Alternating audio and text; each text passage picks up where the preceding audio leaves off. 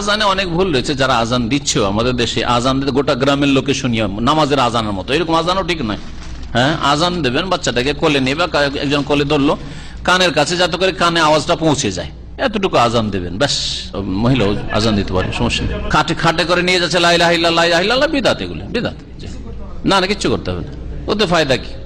জেহাদের নামে আত্মঘাতী হামলা করে, হ্যাঁ, নিজেরাও মারা যায়, অন্যদেরকে মারে। প্রথম কথা, বর্তমান যুগে ওই রকম জেহাদি নাই যে জেহাদের জন্য শর্ত রয়েছে, সুতরাং এটা জেহাদি নয়।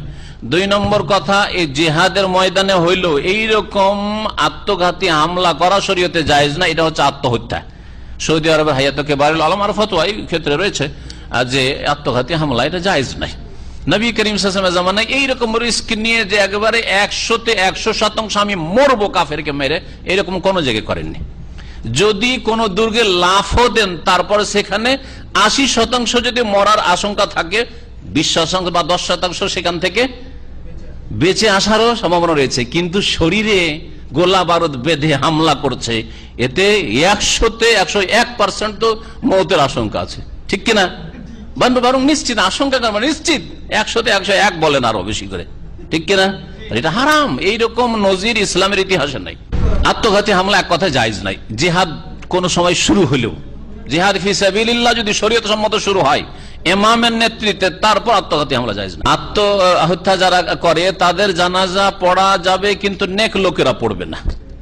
তারা কাফের নয়, তারা হচ্ছে গুনাহগার, সুতরাং তাদের জানাজা পড়ার প্রয়োজন রয়েছে, পড়বে, কিন্তু নেক লোকেরা পড়বে না, যাতে করে পানিশমেন্ট হয় অন্যদের জন্য, আগামী তার এইরকম কেউ না করে, যাতে করে যারা এইরকমই অশান্তিতে আচার, আমিও আত্মহত্যা করে নেব, ওরা যেন সাবধান হয়ে যায় যে আমি যদি আত্মহত্যা করি, দেশের আলেম ওলামা জানাজা পড়বেন না, দেশের পরেশগার নামাজ ধার্মিক লোকেরা জানাজা পড়বে না, বুঝা গেছে? কিন্তু তাদের জন্য মাইয়াতের জন্য দোয়া করা যাবে। আত্মহত্যা সম্পর্কে বিস্তারিত আমার একটা লেকচার আছে, শুনে নেবেন, বিস্তারিত 1.5 ঘন্টা আলোচনা আছে। আত্মহত্যাকারীর চাইতে বড় অপরাধী বেনামাজি। ঢালারে বেনামাজি জানাজা দেশে পড়ছেন, তখন কেন প্রশ্ন করেন না? আত্মহত্যাকারী কাফের এই ফতোয়া নেই, কিন্তু বেনামাজি কাফের এই ফতোয়া গবেষক ওলামা দেন, সাহাবায়ে কেরামদের ইজমা। বেনামাজি জানাজা কেন পড়ছেন? বেনামাজি জানাজা পড়া যাবে না। শেখ ইবনে উসাইমিনের হুকম তারিকিস সালাত পড়ে নামাজ ত্যাগকারীর বিধান ছেপে চলে এসছে।